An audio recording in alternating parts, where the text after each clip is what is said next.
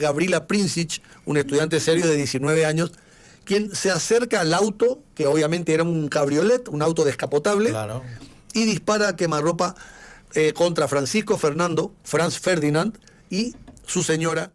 Señoras y señores, llega el capitán de la historia.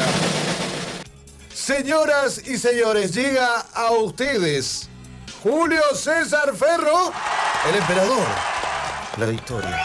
¿Cómo le va? ¿Cómo están ustedes? ¿Cómo le va, maestro? Lo poco que yo aprendí en este tiempo que tengo de radio, televisión, es que yo no puedo intervenir hasta que me presenten formalmente. Claro. Muy bien. Ustedes me tiran bombas y yo quiero entrar y hasta que no me... Pero se entuvo muy bien. Claro, Bien. hasta que no me presenten, Muy bien. y ahí a partir de allí sí puedo empezar, digamos, a ejercer mi defensa, ¿no? Muy bien. Primero, es un orgullo para mí estar con ustedes, y lo digo serio, poniéndome un poquitito serio. Bien. Le dieron un toque de frescura, de juventud a mi vida. Ay, ay, ay.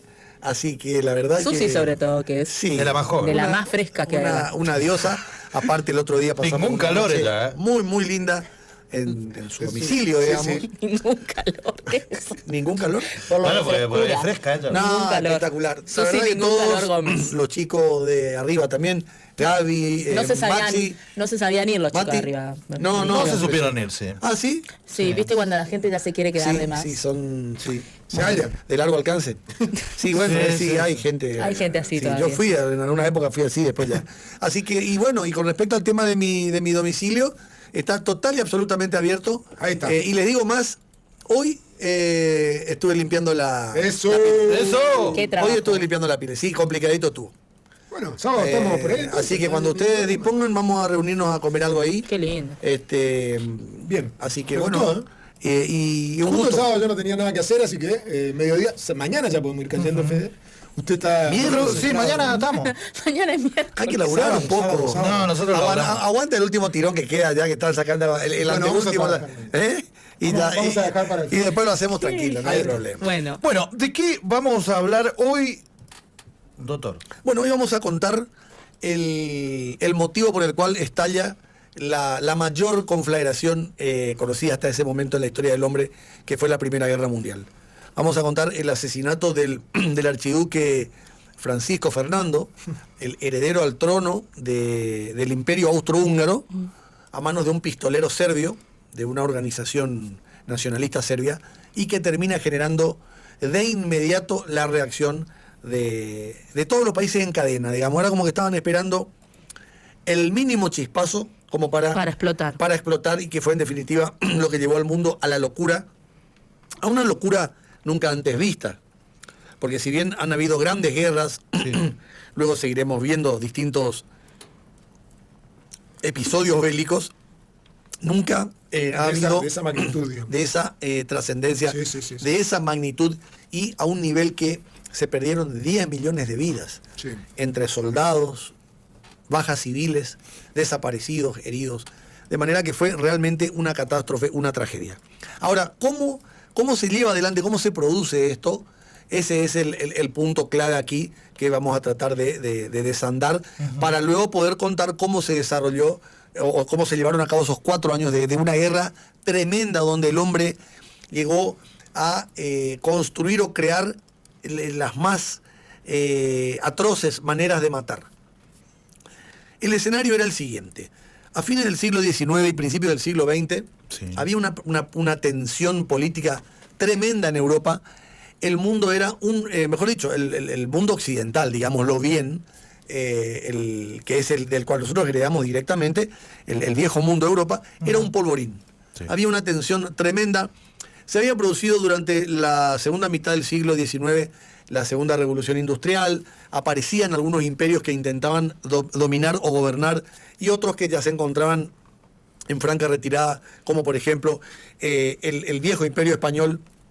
España entra en una suerte de retraso, en una suerte de decadencia, al igual que Portugal, y aparecen Inglaterra dominando el mundo, Francia, que se resistía a entregar el cetro, digamos, de líder político europeo, y aparece Alemania. Un país que hasta ese momento, creo que ya una vez lo explicamos, hasta el momento de la unificación que se produce en 1870, cuando el canciller de hierro y el Kaiser Guillermo I unen a todos los distintos principados y reinos separados Para de la conformar vieja Alemania. Germania para conformar lo que hoy nosotros entendemos como Alemania. Y ahí aparece una potencia Claro. a todas luces militar, política, Sobre todo también por lo geográfico, doctor. Territorial. Estratégicamente en un lugar ubicado. estratégico. estratégicamente ubicada en el corazón, en el centro de Europa. ¿Qué pasa? Aparece el continente africano como prenda para cada uno de estos países, quienes se rogaban ser los protectores, ¿no? El protectorado, el fideicomiso, digamos. Yo voy a ser el fideicomisario de esta nación pobre. Y ahí es donde aparecen con toda la ambición, digamos, Francia ocupando todo el norte del África, Inglaterra ocupando distintas colonias y Sudáfrica, que se la quita a Holanda, hasta Italia aparece allí en este escenario cuando hacen pie en lo que se llamaba Tripolitania, en Libia, lo que hoy conocemos como Libia, el país de Gaddafi, ¿no? Como le pareció también, sí. Y Alemania quedó afuera. Alemania queda fuera de este hasta Bélgica hace pie en el Congo, en el Zaire, el Congo belga. Alemania queda afuera. Claro. Ya primer elemento, digamos, que a los alemanes, digamos, los pone en guardia en relación al resto de las potencias europeas. La segunda revolución industrial modifica radicalmente la vida de la gente. Aparece el ferrocarril, aparece la industria pesada, las grandes maquinarias y también las máquinas de guerra. Claro. A la par de que iba avanzando, digamos, la civilización, iba avanzando el rearme. Cada país se iba armando. Ellos sabían que iba a haber una guerra. No sabían cuándo, cómo ni contra quién. Sí. Pero ellos sabían que iba a haber una guerra. Se olfateaba en el aire esto. Ahí es cuando viene el desastre del Titanic, que es de alguna manera cuando una entidad superior le dice al hombre: no sos tan soberbio, Claro. no sos tan poderoso como crees. Y ese es el primer llamado de atención. Mira. 2 años después justamente se produce lo que vamos a contar ahora, el 28 de julio del año 1914, cuando el heredero al trono del viejo imperio austrohúngaro, del vastísimo imperio austrohúngaro, muy poderoso, de la dinastía Habsburgo, llamado Francisco Fernando, y su esposa, la heredera, la emperatriz futura, digamos, visitan Serbia, una de las que luego sería una de las 6 viejas repúblicas que conformaron lo que se llamó Yugoslavia. Claro. Hoy desaparecida, por supuesto, ¿no? Junto a Croacia, junto a Eslovenia, Montenegro. Macedonia, Montenegro y Serbia. Bueno, Serbia, Croacia, Bosnia, Macedonia, Montenegro y Eslovenia. ¿Y Bosnia? Exactamente. Y Bosnia, bueno. Uy, Dios mío. ¿Cómo estamos con la...? Estamos viendo. Esa en imagen me Telenor- quedó a mí para siempre. Ah, Yo pensé que era una bomba o algo así, que venía el gente y pum, metía una bomba en el auto. Le tiran una bomba unas cuadras antes. La bomba no estalla. Pero bueno, vamos a contar. Vamos. Ellos van de visita protocolar, Sí. intentando amigarse con una parte de la población a la que en realidad, al estar la capital en Viena y al ser la segunda ciudad, Budapest, el resto era como que ella no les interesaba. Sí. Lo tenían de menos, sobre todo porque había estado muchos años bajo el dominio del Imperio Otomano. Es decir, había mucha cultura musulmana en esa época, ¿no?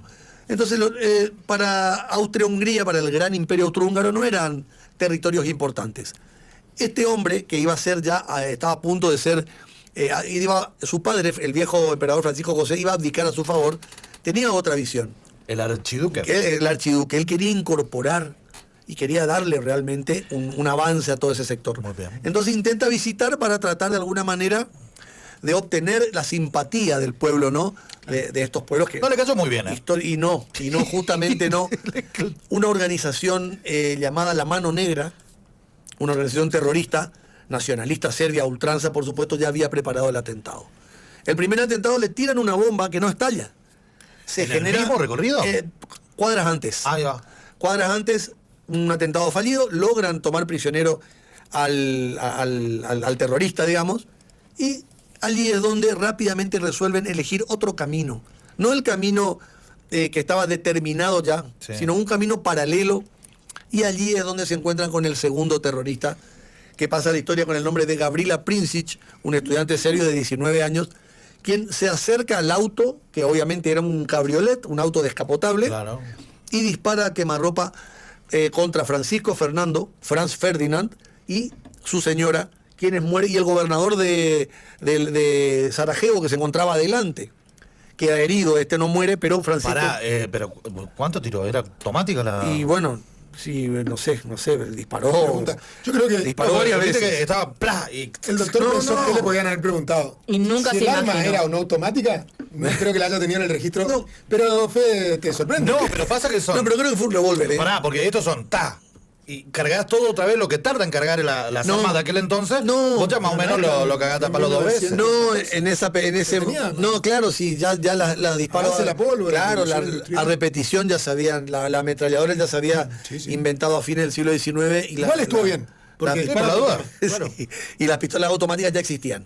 Pero creo que fue un revólver, por lo menos en la película de Netflix, véanla, Mirá. Sarajevo, Sí. creo que fue un revólver. Bueno, la cuestión es, ¿qué pasa acá?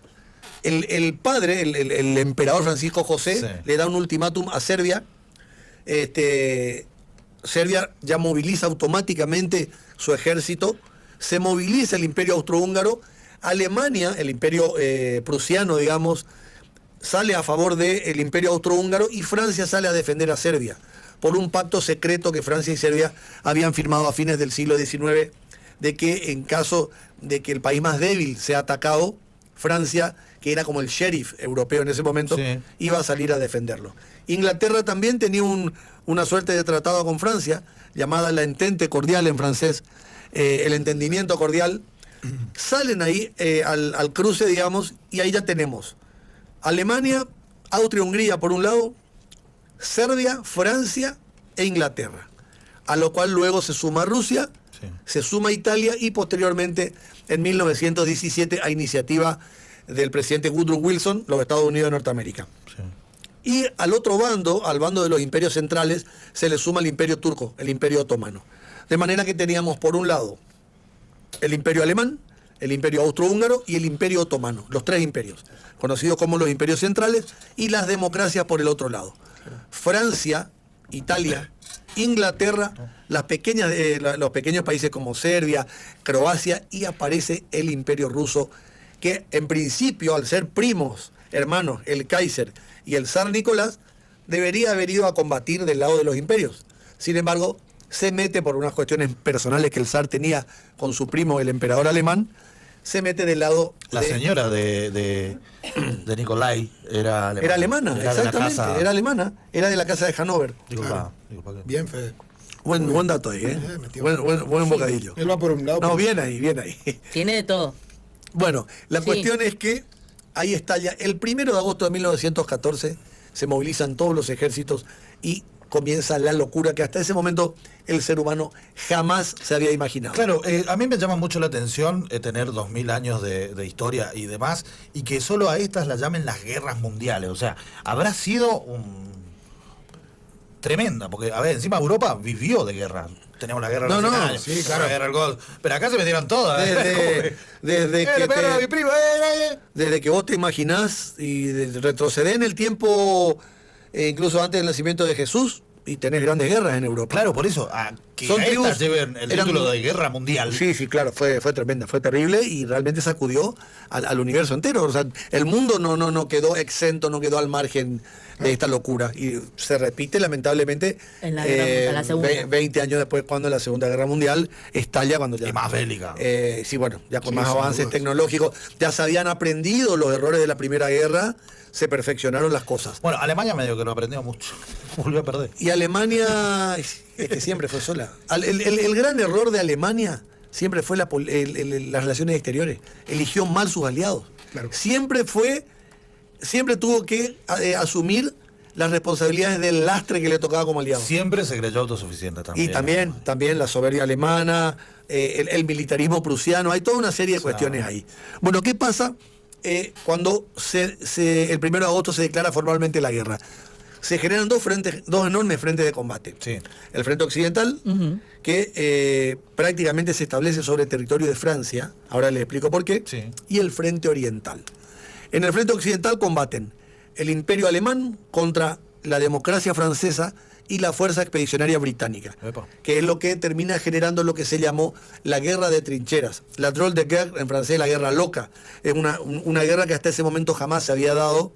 El estancamiento del frente, avanzaban metros, después de batallas tremendas donde morían 5.000, 10.000, 20.000 soldados lo único que hacían era ganar metros y poder avanzar 30, 40, 50 metros más allá. Se estancó la guerra durante 2 años allí. Y en el frente oriental se enfrentan el Imperio ruso contra el Imperio otomano, Claro. y también los alemanes que tenían que mandar refuerzos. Ese fue el gran problema de Se Alemania le parte. en las dos guerras, tener que ir tapando los huecos. En la primera guerra, de la falencia que tenía el Imperio Austrohúngaro con su ejército, y en la segunda, de lo que hacían las macanas que hizo Mussolini a lo largo de toda la Segunda Guerra Mundial. Y que obviamente te está quitando recursos, vos estás prestando atención a te aparece otro frente aquí. Bueno, el avance alemán era, cuando comenzó la guerra en agosto, todos entendían que para Navidad ya iban a estar en sus casas. Tenía que ser una guerra violenta, rápida, donde ellos llegasen a París. Una vez que llegaran a París, se iba a rendir el gobierno francés, iban a dar cuenta de Inglaterra por separado y terminaba la guerra. Ese era el plan alemán. Sí. Esto no pasó así, obviamente. Reacciona el gran ejército francés en las batallas del río Marne y en la batalla de Verdún, principalmente en la batalla de Verdún, donde murieron 200.000 soldados de todos de todos los bandos, desaparecidos, murieron civiles y todo, y a partir de allí se estancó el frente occidental, que era el más importante. Claro.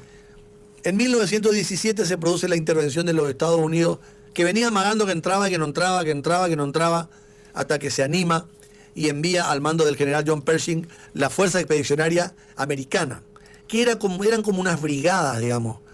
Y fue el bautismo de guerra de los norteamericanos, que a partir de allí Muy frío todo. A ver, estamos Sí. hablando de 17, el tercer año de la guerra. La guerra va de 1914 hasta la primavera de 1918. Un país que no tenía ni 100 años todavía, Estados Unidos. Y que la última guerra que había peleado fue la guerra de secesión. Sí, pues. O sea que tenía armamento obsoleto. Sí, sí, sí. No estaban preparados. Los otros vivían peleando cada día 15 años, franceses contra alemanes, alemanes contra ingleses. Estaban totalmente entrenados. Los tenían de menos a los soldados americanos. Se tuvieron que ganar el galardón, digamos, el espacio y el respeto en las grandes batallas que libraron en el frente occidental. Se libraron enormes combates, la batalla de Ypres, la retirada de Mons, las batallas de Verdún, la primera y la segunda, la batalla del río Somme. Esta probablemente sea la batalla más sanguinaria de la historia hasta Stalingrado. Así que para que ustedes vean la gran cantidad de gente que murió. Y se perdió la flor y nata de la juventud mundial Claro. allí. La Claro. juventud mundial murió ahí. Es decir, gente entre 15 y 35 años, Sí. generaciones enteras murieron ahí. Dato. Por el Datazo, lado, que- claro. Que uno lo deja pasar, pero Pero terminó siendo... todos los jóvenes del mundo estaban en la guerra. Estaban ahí. Por lo menos del lado europeo, digamos, ¿no? Claro. Argentina se declara neutral. Recordemos que Argentina en la Primera Guerra se declara neutral. Mira, para mí esto está muy lejos de quilombo, a mí no me importa. Sí, Argentina.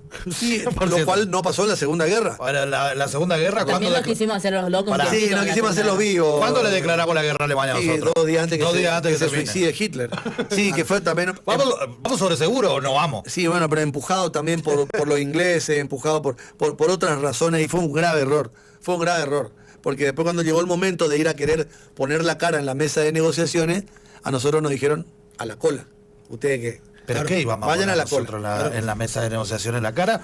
Si nosotros No, pero vos- abastecíamos no te dan fe. y teníamos muchísimo rédito de la guerra. Sí, Porque si nosotros nos poníamos también de un lado o del otro, Sí. no nos iban a permitir mandar barcos con alimentos alemanes, tanto como los aliados. igual nunca tuvimos una visión, No. una cosmovisión. Los argentinos nunca fuimos muy duchos en relaciones exteriores.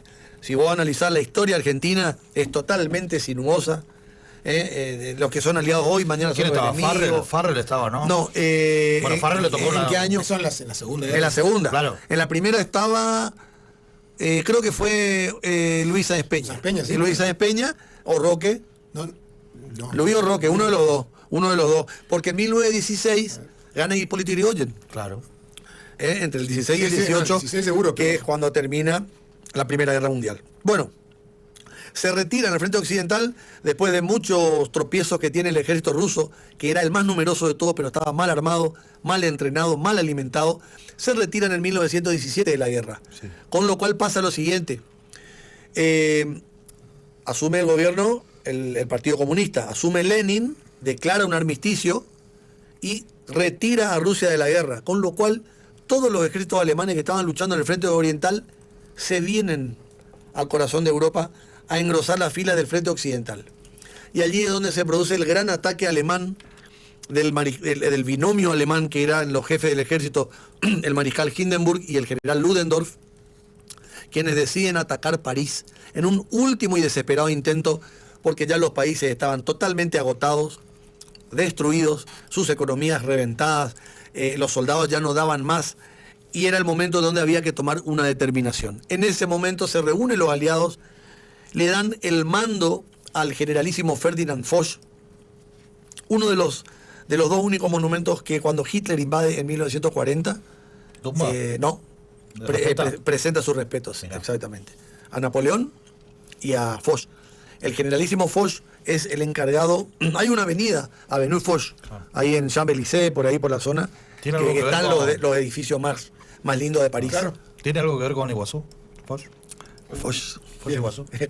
Bien. Bueno. Vamos cerrando después. Sí, porque después de todo ya no queda bueno, mucho. y en la gran contraofensiva de la primavera de 1918, estaban por entrar a París los alemanes. Y ahí viene un ataque violentísimo a cargo de Foch, que termina derrumbando totalmente, descalabrando al ejército alemán. Se rinden los alemanes, el ejército francés entra, libera París, digamos, y ahí se produce la hecatombe total y absoluta en Alemania. Cae el gobierno alemán, el Kaiser Guillermo se exilia en Holanda, viene una república, la llamada República de Weimar, que después ustedes van a ver es una de las razones principales para la aparición de Adolfo Hitler en la política. ¿Pierden Austria? Cae el Imperio Austrohúngaro, claro. Se atomiza. El Imperio Austrohúngaro se transforma en 6 o 7 repúblicas. Sí. Austria, Hungría, Alemania, Checoslovaquia, Alemania tenía su soberanía, digamos. Son todos los países cercanos, digamos. Parte de Polonia, Checoslovaquia, Yugoslavia, todo lo que conformaba Alemania en la Segunda Guerra. Exactamente. Pero todo no es tan importante como la debacle económica que recae sobre todo los... Claro, entra en quiebra el Estado. Pagar la guerra, el Estado alemán entra en quiebra. Sí. Entonces, ¿qué hacen los aliados? Una vez que derrotan militarmente a Alemania y el Kaiser se exilia, libera, digamos, bueno, dejo acá que Dios se haga cargo, asumen los intelectuales alemanes comandados por los ganadores, es decir, puestos a dedo por Alemania y por Inglaterra y por Francia principalmente.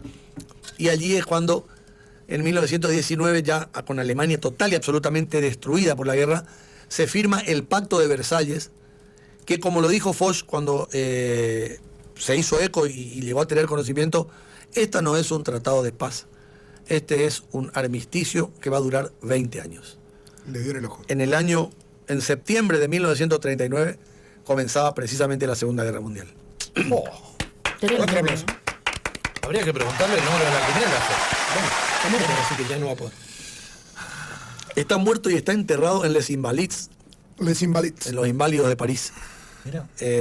Junto a los grandes generales de la historia de Francia, digamos. Y es reconocido como... uno de los... y como líder absoluto en ese momento de Francia. Tremendo. Muchísimas gracias, doctor. Gracias, doctor. Nos vemos mañana ya, pero... Muchas gracias a ustedes. Con otra...